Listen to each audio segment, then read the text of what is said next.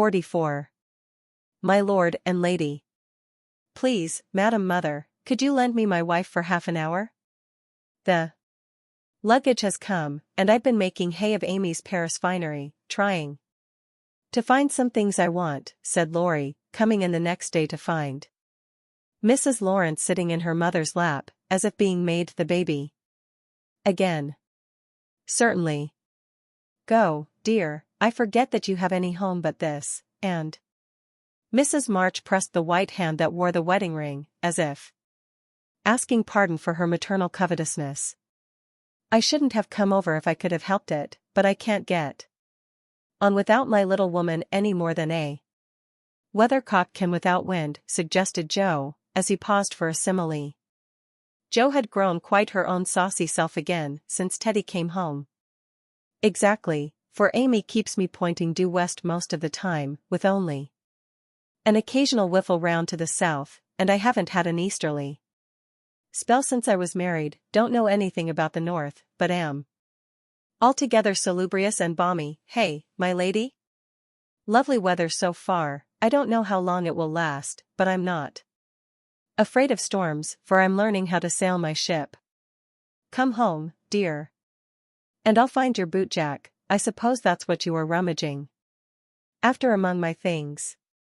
Men are so helpless, mother, said Amy, with a matronly air, which delighted her husband. What are you going to do with yourselves after you get settled? Asked Joe, buttoning Amy's cloak as she used to button her pinafores. We have our plans, we don't mean to say much about them yet, because we are such very new brooms, but we don't intend to be idle. I'm going into business with a devotion that shall delight grandfather, and prove to him that I'm not spoilt. I need something of the sort to keep me steady. I'm tired of dawdling, and mean to work like a man. And Amy, what is she going to do? Asked Mrs. March, well pleased at Laurie's decision, and the energy with which he spoke. After doing the civil all round, and airing our best bonnet, we shall astonish you by the elegant hospitalities of our mansion, the brilliant society we shall draw about us, and the beneficial influence we shall exert over the world at large. That's about it, isn't it, madam? Our camere? Asked Laurie, with a quizzical look at Amy. Time will show. Come away, impertinence, and don't shock my family by calling me names before their faces, answered Amy, resolving that there should be a home with a good wife in it before she set up a_salon_ as a queen of society. How happy those children seem together, observed Mr. March, finding it difficult to become absorbed in his Aristotle after the young couple had gone.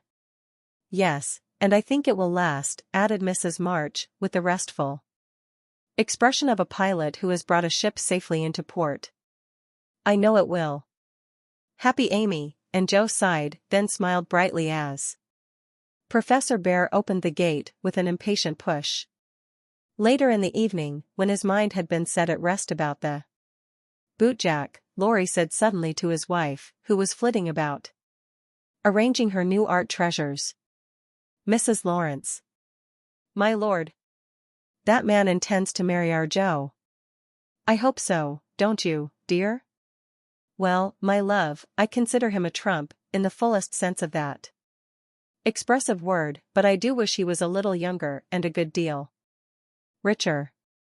Now, Laurie, don't be too fastidious and worldly-minded. If they love one another, it doesn't matter a particle how old they are nor how poor.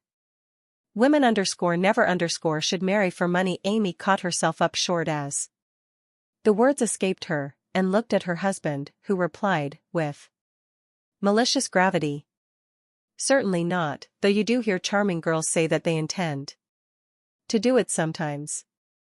If my memory serves me, you once thought it your duty to make a rich match. That accounts, perhaps, for your marrying a good-for-nothing like me. Oh my dearest boy, don't say that. I forgot you were rich when I said yes. I'd have married you if you hadn't a penny, and I sometimes Wish you were poor that I might show how much I love you, and Amy, who was very dignified in public and very fond in private, gave convincing proofs of the truth of her words. You don't really think I am such a mercenary creature as I tried to be once, do you? It would break my heart if you didn't believe that I'd gladly pull in the same boat with you, even if you had to get your living by rowing on the lake. Am I an idiot and a brute? How could I think so, when you refused a richer man for me, and won't let me give you half I want to now, when I have the right? Girls do it every day, poor things, and are taught to think it is their only salvation, but you had better lessons, and though I trembled for you at one time, I was not disappointed, for the daughter was true to the mother's teaching. I told Mama so yesterday. And she looked as glad and grateful as if I'd given her a check for $1 million, to be spent in charity. You are not listening to my moral remarks, Mrs. Lawrence, and Laurie paused, for Amy's eyes had an absent look, though fixed upon his face. Yes, I am, and admiring the dimple in your chin at the same time. I don't wish to make you vain, but I must confess that I'm prouder of my handsome husband than of all his money. Don't laugh, but your nose is such a comfort to me, and Amy softly caressed the well-cut feature with artistic satisfaction. Laurie had received many compliments in his life, but never one that suited him better, as he plainly showed, though he did laugh at his wife's peculiar taste, while she said slowly, "May I ask you a question, dear?" "Of course you may." "Shall you care if Joe does marry Mr. Bear?" "Oh, that's the trouble, is it? I thought there was something in the dimple that didn't suit you. Not being a dog in the manger, but the happiest fellow alive. I assure you I can dance at Joe's wedding with a heart as light as my heels. Do you doubt it, my darling?" Amy looked up at him, and was satisfied. Her last little jealous fear vanished forever, and she thanked him, with a face full of love and confidence. "I wish we could do something for that capital old professor." "Couldn't we invent a rich relation, who shall obligingly die out there in Germany, and leave him a tidy little fortune?" said Laurie, when they began to pace up and down the long drawing-room, arm in arm, as they were fond of doing, in memory of the chateau garden. Illustration, they began to pace up and down. "Joe would find us out, and spoil it all. She is very proud of him, just as he is, and said yesterday that she thought poverty was a beautiful thing. Bless her dear heart. She won't think so when she has a literary husband, and a dozen little professors and professorins to support. We won't interfere now, but watch our chance, and do them a good turn in spite of themselves. I owe Joe for a part of my education, and she believes in people's paying their honest debts, so I'll get round her in that way. How delightful it is to be able to help others, isn't it? That was always one of my dreams, to have the power of giving freely, and, thanks to you, the dream has come true. Ah. We'll do quantities of good, won't we? There's one sort of poverty that I particularly like to help. Out-and-out beggars get taken care of. But poor gentlefolks fare badly, because they won't ask, and people don't dare to offer charity, yet there are 1,000 ways of helping them if one only knows how to do it so delicately that it does not offend. I must say, I like to serve a decayed gentleman better than a blarneying beggar. I suppose it's wrong, but I do, though it is harder. Because it takes a gentleman to do it, added the other member of the Domestic Admiration Society. Thank you, I'm afraid I don't deserve that pretty compliment. But I was going to say that while I was dawdling about abroad, I saw a good many talented young fellows making all sorts of sacrifices, and enduring real hardships, that they might realize their dreams. Splendid fellows, some. Of them, working like heroes, poor and friendless, but so full of courage, patience, and ambition, that I was ashamed of myself, and longed to give them a right good lift.